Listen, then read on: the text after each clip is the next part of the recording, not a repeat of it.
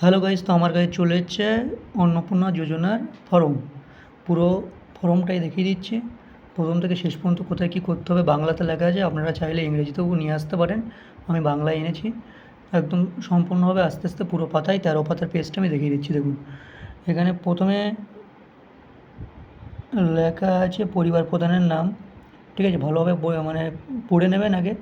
এই বিভাগের ক্ষেত্রে দেওয়া রয়েছে, বিভাগে বিকল্প আছে, ইনপুট আছে আর নির্দেশিকা আছে, সেগুলো সবাই পড়ে নেবেন। ঠিক আছে, আস্তে আস্তে পড়ে নেবেন। এখানে পরিবার প্রধানের নাম লিখতে হবে পুরো। এখানে পাশে লেখা রয়েছে আধার কার্ড অনুযায়ী, তো আধার কার্ড অনুযায়ী যেমন বানানো রয়েছে তেমন লিখতে হবে। জন্ম তারিখ, এটা প্রথম, এটা হচ্ছে পরিবার প্রধানের, মানে যে ফ্যামিলির প্রধান আপনার বাবা মা তার এটা। ঠিক আছে, এবার দিনের জায়গায় দিন লিখবেন, জন্ম তারিখ আধার কার্ডে যেমন আছে তেমন, মাসের জায়গায় মাস আর বছরের জায়গায় বছর লিখবেন। তারপর যদি বাবা মা, যদি বাবা হয় তাহলে পুরুষ দেবেন, মা হলে হচ্ছে মহিলা দেবেন। ঠিক আছে, পরিবার প্রধানের আধার নাম্বারটা দিয়ে দেবেন। ডিজিটাল রেশন কার্ড তো যেটা আছে আপনাদের সবার, যদি না থাকে তাহলে না দেবেন না, যদি থাকে তাহলে দিয়ে দেবেন। ঠিক আছে, এখানে আধার কার্ডের যে আইডিটা আছে, নাম্বারটা আছে, সেটা দিয়ে দেবেন। এবার লিখেছে পরিবারের কতজন কতজন সদস্য আছে, তাহলে এটা সংখ্যায় লিখতে বলেছে এখানে। ঠিক আছে, তো শুধু সংখ্যায় আপনারা লিখে দেবেন।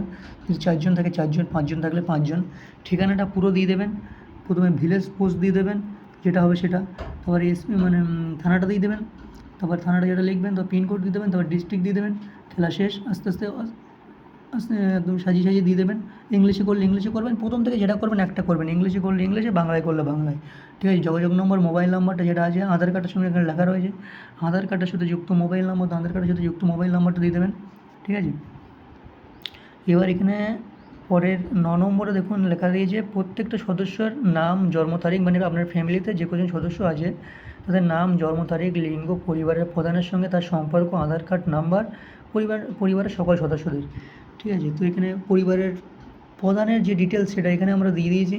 ঠিক আছে না, পুরো নাম, তার জন্ম তারিখ, সে তার লিঙ্গ, তার আধার নম্বর, তার রেশন কার্ড নম্বর, তার ঠিক আছে ঠিকানা এবং যোগাযোগ নম্বর। এবার কি বলছি এখানে, পরিবারের প্রথম সদস্য, যদি আপনার পরিবার প্রধান আপনার বাবা হয় তাহলে প্রথম সদস্য আপনার মা হবে, তাহলে এখানে প্রথম সদস্যটা আপনার মা হবে। তার নাম, পুরো নাম দেবেন। ঠিক আছে, তারপরে তার জন্ম তারিখ দেবেন, লিঙ্গ দেবেন। ঠিক আছে, তো পরিবারের প্রধানের সাথে তার সম্পর্ক, যদি আপনার বাবা হয় তাহলে যেটা আপনার মায়ের সাথে আপনার সম্পর্ক হচ্ছে হাজব্যান্ড হবে, আর যদি মা হয় তাহলে ওয়াইফ হবে।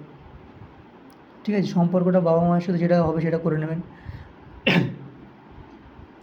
তার আধার নাম্বারটা দিয়ে দেবেন।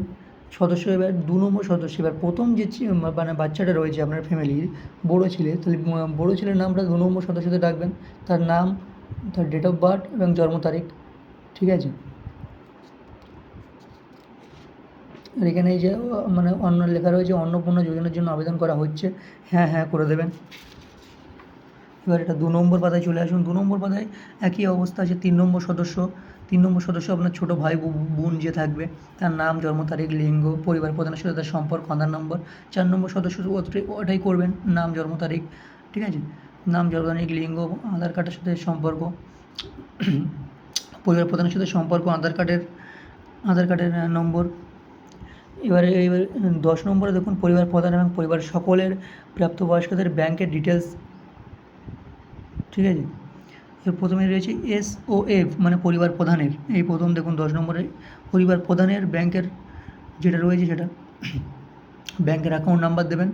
প্রথমে রয়েছে ব্যাংক, কোন ব্যাংকে আপনার যোগাযোগ মানে অ্যাকাউন্ট আছে। স্টেট ব্যাংক হলে state bank, Punjab national bank হলে পাঞ্জাব ন্যাশনাল ব্যাংক হলে, বন্ধন ব্যাংক হলে, যে ব্যাংকে থাকবে সেই ব্যাংকে দেবেন অ্যাকাউন্ট, মানে ব্যাংকের নামটা লিখবেন। তারপরে লিখবেন অ্যাকাউন্ট নাম্বার, তারপরে IFSC কোডটা লিখবেন। এবার পরিবারের সদস্যদের যেখানে যেমন রাখবেন, প্রথম সদস্য প্রথম পাতায় যেমন রেখেছেন, দ্বিতীয় সদস্যদেরকে দ্বিতীয় পাতা থেকে সেরকম রেখে দেবেন। ঠিক আছে, এটা হচ্ছে ব্যাংকের নাম, তবে অ্যাকাউন্ট নাম্বার, IFSC কোড, প্রত্যেকটা সদস্যর ঠিক একইভাবে ব্যাংকের ডিটেলসগুলো আপনারা দিয়ে দেবেন। ঠিক আছে, 11 নম্বরে কী লেখা রয়েছে, এপিকের ব্যাপারটা আছে, ভোটার কার্ডের নাম্বারটার ব্যাপারটা আছে 11 নম্বরে। তো মানে আপনার পরিবারের প্রধানের বাবার যেটা দিয়েছেন আপনারা, সেটা একদম দিয়ে দেবেন এপিক নাম্বার, আর অংশটা ভোটার কার্ড থেকে নিয়ে নেবেন, ক্ষেত্র বা অংশ লেখা থাকবে ওটা দিয়ে দেবেন। ঠিক একইভাবে ওই প্রথম দুটোতে যেমন যেভাবে সাজিয়েছেন ১ নম্বর সদস্য যাকে দিয়েছেন প্রত্যেকটা ১ নম্বর ২ নম্বর সদস্য সবাইকে একই রাখবেন। চেষ্টা করবেন একই রাখতে, একই রাখবেন। এপিক নম্বর ক্ষেত্র প্রত্যেকে একই, একই করে সাজিয়ে যাবেন যতজন সদস্য আছে। তারপরে বলেছে ১২ নম্বর বিভাগে বলেছে আপনারা জেনারেল কাস্ট আপনাদের কাস্ট ঠিক জানতে চাইছে, ঠিক আছে? ১২ নম্বর এতে আপনাদের কাস্টটা ঠিক জানতে চাইছে যে আপনারা কোন কাস্টের। তো আপনারা নিজে, নিজে যে কাস্টে আছেন সেই কাস্টটা দিয়ে দেবেন।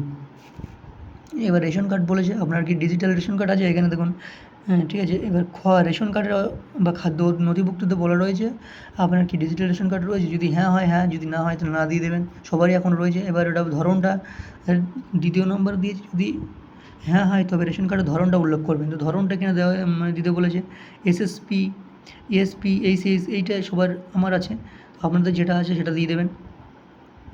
পরিবার প্রধান রেশন দোকান মানসিক রেশন তুলেছেন কিনা, আপনারা প্রতি মাসে রেশন তোলেন কিনা তারপরে জানতে চেয়েছে। যদি হ্যাঁ করেন তাহলে হ্যাঁ করবেন, যদি না করেন তাহলে না করবেন। সম্পদ জানতে চেয়েছে। আপনার বাড়ি ৩টের বেশি, এখানে দেখুন লেখা দিয়েছে আপনার বাড়ি ৩টের বেশি কি রয়েছে সেটা জানতে চাইছে।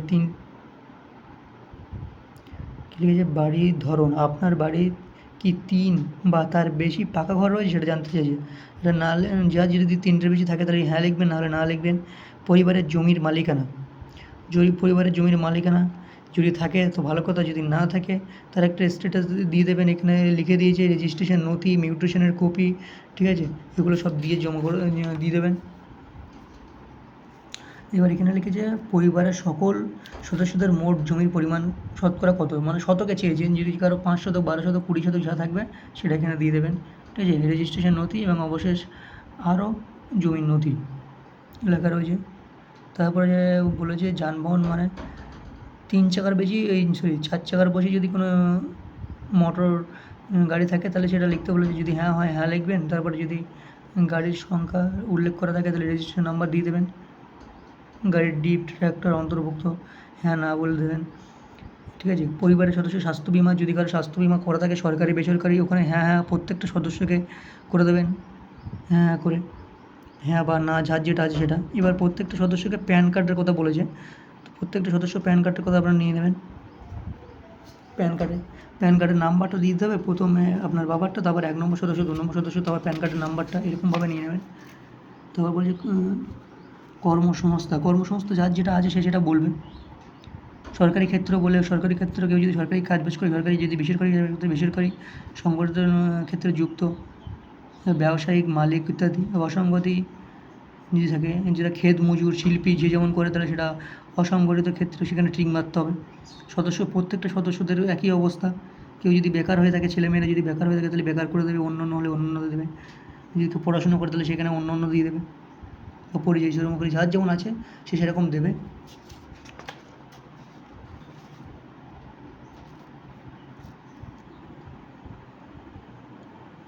তারপর লিখেছে শিক্ষাগত যোগ্যতা। এবার বাড়ির ফ্যামিলির যেহেতু শিক্ষাগত যোগ্যতা রয়েছে সে সেই অনুযায়ী দেবেন, ঠিক আছে? শিক্ষাগত যোগ্যতার মোট প্রথমে বলেছে কজন, সে ৪ জন যদি থাকেন তাহলে ২ জন যদি মানে শিক্ষিত হয় তাহলে ২ জনকে শিক্ষাগত যোগ্যতা ২ লিখবেন, আর বাকি ২ জন যদি অশিক্ষিত হয় তাহলে অশিক্ষিত ২ লিখবেন, ঠিক আছে? তারপর লিখেছে পরিবার প্রধানের শিক্ষা, তিনি কি শিক্ষিত না অশিক্ষিত জানতে চাইছে। যদি শিক্ষিত হয় তাহলে সর্বোচ্চ শিক্ষা ওটা লিখে দেবেন পাশে। যদি 12 পাস হয় 12 পাস, গ্র্যাজুয়েশন হলে গ্র্যাজুয়েশন লিখে দেবেন। ১ নম্বর সদস্য শিক্ষিত হলে শিক্ষিত কী যোগ্যতা দিয়েছে সেটা যোগ্যতা। ২ নম্বর শিক্ষিত, ২ নম্বর সদস্য ঠিক একই ব্যাপার, যার যেমন চাইছে সে এরকম দিয়ে দেবেন।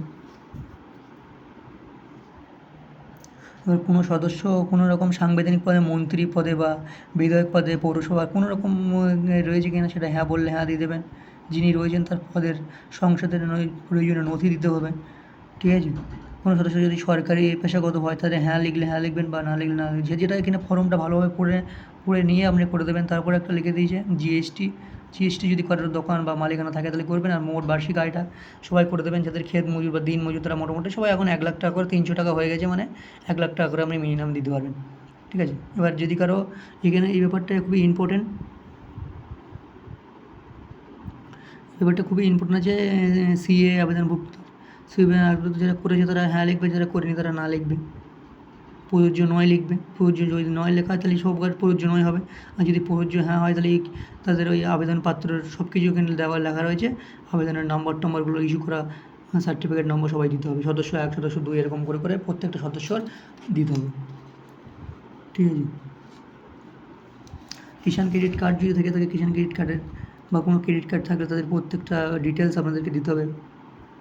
ঠিক আছে, এসআইআরটা সবথেকে ইম্পর্টেন্ট। এসআইআরে বলে যদি নাম বাদ যায়, ভাই কী বলেছে, যদি এসআইআর 2026 নাম বাদ পড়ে তবে মামলাটি ট্রাইব্যুনাল অধীনে কি না সেটা যদি অধীনে যায়, প্রযোজ্য নয় তাহলে প্রযোজ্য নয়, যদি না হয় তাহলে না করে দেবেন, যদি হ্যাঁ হয় তাহলে ডিটেলসগুলো দিয়ে দেবেন,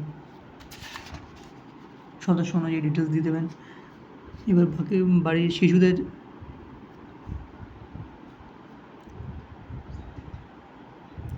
শিশুদের একটা ব্যাপার আছে, ঠিক আছে,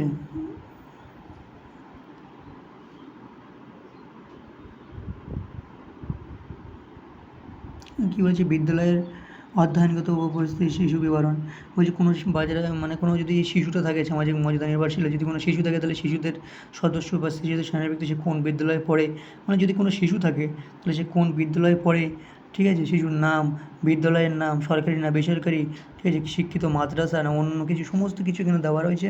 সেটা দেখে দেখে আপনাকে ফর্ম ফিল আপ করতে হবে, সঠিকভাবে করবেন, কাটাকুটি করবেন না, একরকমভাবে করবেন। এটা পুরোটা বাংলায় আছে, দেখে দেখে পড়ে নেবেন আপনারা, যদি বাংলা ইংরেজি যে যেমন বুঝতে পারবেন সেটা করবেন। ঠিক আছে, এইবার আসি পরিকল্পনা বা কী লেখা রয়েছে, এটা সবথেকে শিশুদের, এবার শিশুরা দেখছেন টিকাকরণের একটা ব্যাপার আছে, টিকা যদি নিয়ে থাকেন সেটা দিয়ে দেবেন। এখানে একটা ব্যাপার সেটা ইম্পর্টেন্ট, সেটা হচ্ছে আপনি কি কোনো সরকারি প্রকল্পের সুবিধা ডিবিটির মাধ্যমে পাচ্ছেন, যদি পেয়ে থাকেন হ্যাঁ করবেন, যদি না পেয়ে থাকেন না করবেন। এবার বলছে প্রকল্পের নাম বা প্রকল্প, এইখানে একটা রয়েছে। এবার এখানে বলছে প্রকল্পের নাম, যদি কেউ পেয়ে থাকে, যদি আপনার মা লক্ষ্মীর ভাণ্ডার পেয়ে থাকে তাহলে লিখে দেবেন লক্ষ্মীর ভাণ্ডার প্রকল্প। এখানে লেখা রয়েছে প্রত্যাহার করতে চান, আপনি কি ওই প্রকল্প থেকে নিজেকে প্রত্যাহার করতে চান, তাই এটা যদি পেয়ে যান ওটা তো আপনাকে বেরিয়ে আসতেই হবে, হ্যাঁ বলে দেবেন। ঠিক আছে, বাকি সদস্যরা যদি যে প্রকল্প পাচ্ছে সে যেটা করবে, হ্যাঁ করবে, একদম সঠিক ইনফরমেশানটা দেবে, কারণ খুব কড়াভাবে করেছে, 12-13 পাতার যে সিস্টেম করেছে সেটা সঠিক ইনফরমেশান দেবেন। ঠিক আছে, বাকি এই প্রকল্প পর্যন্ত এটা শেষ আছে, তারপরে আপনাকে কিছু করতে হবে না। এখানে একদম লিখে দিয়েছে মমতার সম্মতি দিচ্ছেন, এখানে একটা টিক মার্ক করে দেবেন, 12 পাতার লাস্টে একটা টিক মার্ক করে দেবেন। ঠিক আছে, 13 পাতায় একটা সই করে দেবেন, আপনি স্বাক্ষর করে দেবেন, যে যোজনা করছে স্বাক্ষর করে দেবেন। তো বাকিটা এটা কাউকে করার দরকার নাই, এটা করে দেবে ওরা, যেখানে জমা নেবে সেখানে করে নেবে, বিডিও অফিস, এসডিও অফিস বা ডিএম অফিস বা পঞ্চায়েত অফিস, যেখানে জমা নেবে, বা ক্যাম্প যদি হয় ক্যাম্পে আপনারা করে দেবেন জমা। ঠিক আছে, ধন্যবাদ সবাইকে। আর একবার যদি খুব অসুবিধা হয় তাহলে লোকাল পার্টি অফিসে গিয়ে একবার জিজ্ঞাসা করে নেবেন কোথায় কী করতে হবে, ওরা ভালো বলতে পারবে।